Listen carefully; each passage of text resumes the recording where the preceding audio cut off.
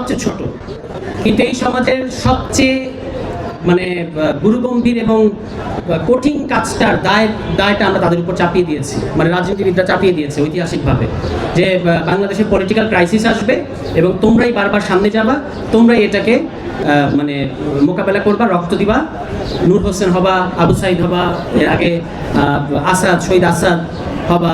এরা সবাই ছাত্র ছিল না, কিন্তু ছাত্র আন্দোলনের প্রেক্ষাপটেই তাদের শহীদ হতে হয়েছে। আর আমাদের আবু সাইদ তো বিশ্ববিদ্যালয়ের ছাত্র।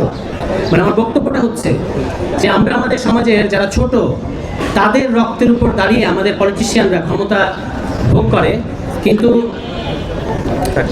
তাদের যেটা করার কথা, যেটা পে ব্যাক করার কথা, সেটা তারা মানে দিতে চায় না, সে পে ব্যাকটা করে না, নানাভাবে ছলচাতুরি করে। কিন্তু এবার যেটা দেখতে পাচ্ছি, বিএনপি সরকার ক্ষমতায় আসার পরে, প্রথমত আমি একটা ডিসক্লেমার দিয়ে শুরু করি, সেটা হচ্ছে যে আশেপাশে যে ছাত্রদলের ভাইয়েরা থাকেন, এটা আমি আপনাদেরকে ক্লিয়ার করতে চাই যে আপনাদের সাথে আমাদের কোনো শত্রুতা নেই, এবং আমরা আপনাদের পক্ষে ছিলাম সবসময় যখন আপনারা নির্যাতিত হয়েছেন, এখনো পক্ষে আছি। এবং আপনাদেরকে আমাদের কথাগুলো বুঝতে হবে।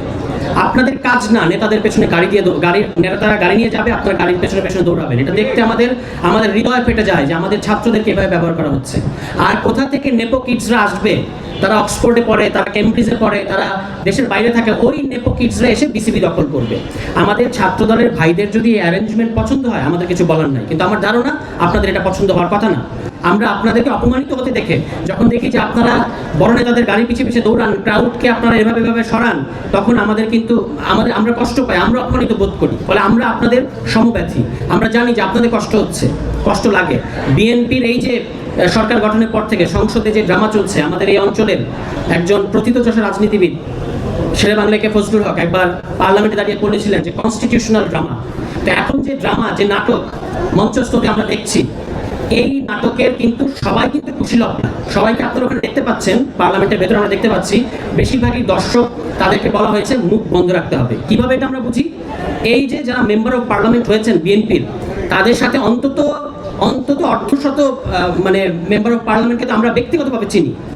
এর মধ্যে এই সিজনে, এই যে ড্রামাটা চলছে, এই সিজনে বিভিন্ন ঘরোয়া বৈঠক বলে আবার এমপিদের উপর খড়গস্ত আসবে না। বিএনপি নীতি নির্ধারকদের বলছি, তাদের সাথে আমাদের কোনো ষড়যন্ত্র হয় না। ওই টক শো কিংবা নানা জায়গায় দেখা হয়, ওই বিজ্ঞাপন বিরতিতে কিংবা অন্যান্য জায়গায়, তখন তারা আমাদেরকে বলছেন যে আমাদের কলিজা ফেটে যাচ্ছে, আমরা কিছু বলতে পারছি না। কারা বলছেন এই কথা? বিএনপির এমপিরা বলছেন। এবং আপনারা দেখেছেন যে একজন সাহস করে মুখ খুলেছেন, তিনি হচ্ছেন নওশাদ জামিল।